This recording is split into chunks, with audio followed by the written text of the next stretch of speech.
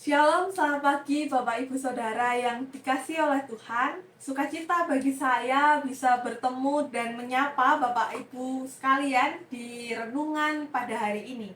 Renungan pada hari ini terambil dari kitab Roma pasalnya yang ke-12, ayatnya yang pertama sampai yang kedua.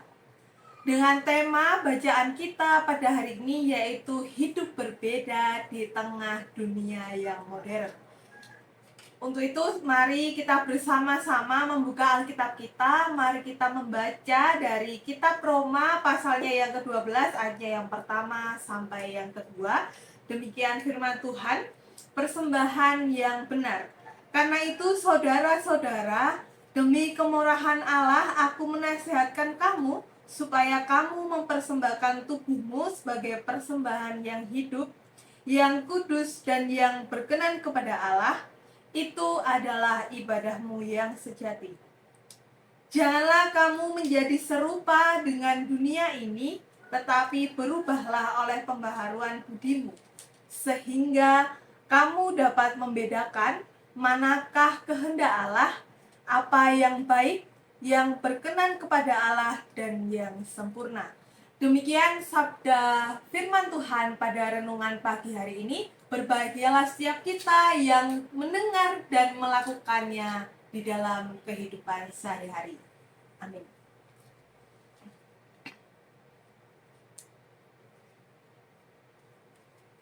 Bapak, Ibu, dan Saudara yang dikasihi oleh Tuhan, firman Tuhan yang diambil dari kitab Roma pasalnya yang ke-12, ayatnya yang pertama sampai yang kedua, memberikan pesan yang sangat relevan di dalam kehidupan kita di era saat ini.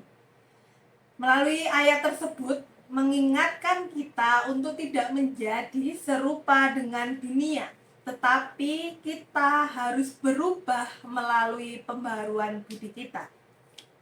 Artinya, kita sebagai orang percaya, kita dipanggil untuk hidup berbeda dan tidak larut dalam pola dunia yang menjauhkan kita dari nilai-nilai Kristus. Bapak, Ibu, dan Saudara yang dikasihi oleh Tuhan, kita hidup di era yang terus berkembang dan terus berubah. Seperti sekarang hidup kita berada dalam dunia yang modern, yang menawarkan berbagai hal yang menarik. Mulai adanya kemajuan teknologi, adanya tren gaya hidup dan ideologi yang baru yang seringkali bertentangan dengan prinsip-prinsip firman Tuhan. Lalu, dalam keadaan seperti ini, bagaimana kita sebagai orang yang percaya dapat tetap hidup menurut kehendak Allah? Jawabannya yaitu kita harus menjadi seseorang yang mau berubah. Kita harus menjadi orang yang berkenan kepada Allah.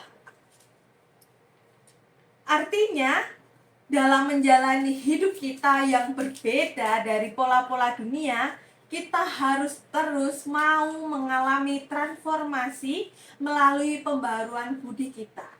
Dan pembaharuan budi yang dimaksud yaitu membiarkan pikiran dan hati kita dipengaruhi oleh firman Tuhan dan Roh Kudus, sehingga seseorang dapat hidup menurut prinsip-prinsip kebenaran, kasih, dan kekudusan Allah yang Allah kehendaki.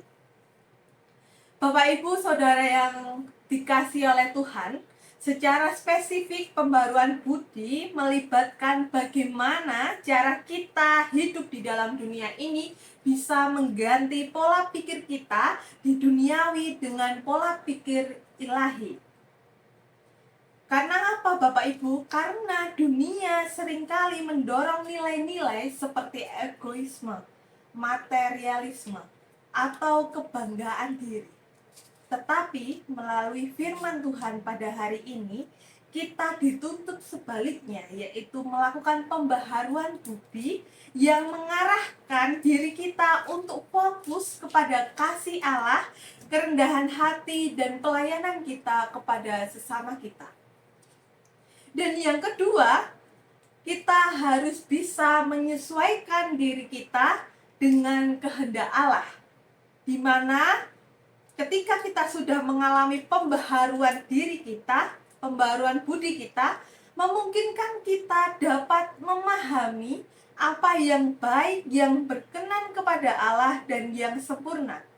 Ini mencakup bagaimana cara kita bisa membedakan mana yang benar dan yang salah berdasarkan firman Tuhan, bukan berdasarkan standar dunia. Dan yang ketiga yaitu proses yang berkelanjutan, di mana melalui pembaharuan budi bukan sesuatu yang terjadi sekali, melainkan perjalanan seumur hidup kita melalui doa, membaca Alkitab, dan hidup dalam komunitas iman sebagai seseorang yang terus-menerus mau diperbarui oleh Roh Kudus. Dengan pembaharuan budi, seseorang dapat diubahkan dari dalam keluar, sehingga hidupnya mencerminkan karakter Kristus dan dapat menjadi berkat bagi banyak orang. Seperti yang dilakukan Paulus dalam suratnya kepada jemaat Roma, Paulus memberikan sebuah peringatan yang sangat penting, yaitu untuk tidak menjadi serupa dengan dunia. Karena Paulus menyadari bahwa dunia tempat kita hidup ini penuh dengan pengaruh-pengaruh yang dapat menggiring kita menjadi manusia yang menjauhkan diri dari kehendak Allah. Apa saja contoh pola pikir di dunia ini yang berbahaya bagi kehidupan iman kita? Yang pertama saya mencontohkan yaitu hidup dengan pola materialisme, di mana dalam dunia seringkali mengajarkan bahwa kebahagiaan dan kesuksesan ditentukan oleh harta dan kekayaan, Bapak Ibu. Banyak orang yang mengejar harta sebagai tujuan utama hidup mereka. Bahkan mereka mengorbankan prinsip-prinsip moral dan etika hanya untuk memperoleh materi. Dan yang kedua yaitu pola hidup hedonisme, yaitu yang mengutamakan hidup dalam dunia yang dipenuhi rasa kesenangan dan gaya hidup yang mementingkan kepuasan pribadi. Dan yang terakhir yaitu relativisme, yaitu menolak kebenaran mutlak dan lebih memilih untuk menerima pandangan bahwa segala sesuatu itu bersifat relatif. Dan melalui contoh-contoh tersebut, kita sebagai orang percaya, Paulus mengingatkan kita untuk tidak meniru pola hidup dunia ini. Kita dipanggil untuk hidup menjadi yang berbeda, sesuai apa yang dikehendaki oleh Allah. Bapak Ibu Saudara yang dikasihi oleh Tuhan, melalui firman pada hari ini kita diajak untuk tidak hanya menghindari pola dunia, tetapi juga untuk mengalami perubahan yang nyata dalam hidup kita. Firman Tuhan memberikan solusi yang jelas, yaitu berubahlah oleh pembaharuan budimu. Kata berubah di sini berasal dari bahasa Yunani, yaitu metamorpho, yang berarti mengalami perubahan hidup atau transformasi total. Seperti contohnya yaitu ulat yang berubah menjadi kupu-kupu. Inilah panggilan kita sebagai orang yang percaya untuk mengalami perubahan yang mendalam, yang dimulai dari dalam diri kita, pembaharuan dalam pikiran kita dan hati, sehingga hidup kita bisa mencerminkan kehendak Allah dalam segala hal. Bapak Ibu Saudara yang dikasihi Tuhan, memang hidup di dunia yang modern ini bukanlah hal yang mudah.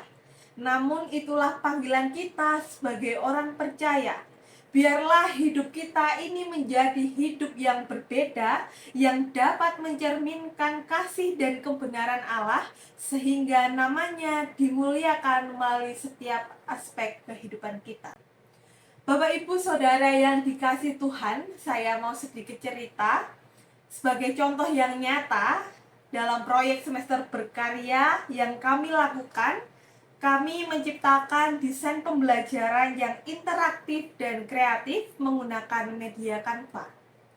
Di mana di zaman ini yang terus berkembang, sistem pembelajaran di Indonesia juga mengalami suatu perubahan. Tidak hanya mengandalkan ceramah, guru kini dituntut untuk menggunakan media yang menarik agar dapat memperdalam pemahaman siswa, terutama dalam ajaran Kristiani.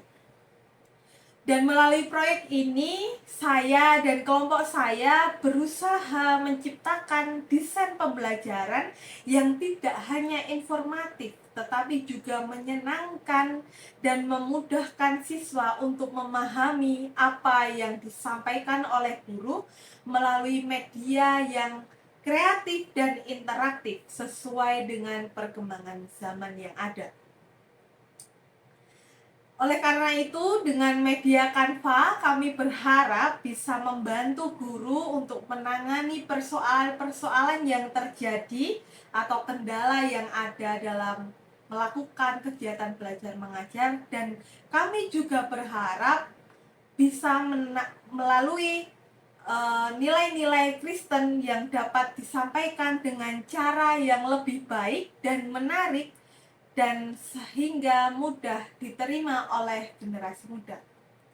Ini merupakan sebuah proses yang tidak mudah, tetapi di dalam dunia yang modern, guru dituntut sebagai pengajar yang perlu beradaptasi, yang perlu menyesuaikan diri dengan metode baru agar dapat menyampaikan pembelajaran yang terbaik bagi murid-muridnya. Inilah panggilan kita sebagai orang percaya untuk terus bertransformasi, berusaha memberikan yang terbaik dalam setiap tugas dan tanggung jawab yang diberikan Tuhan kepada kita.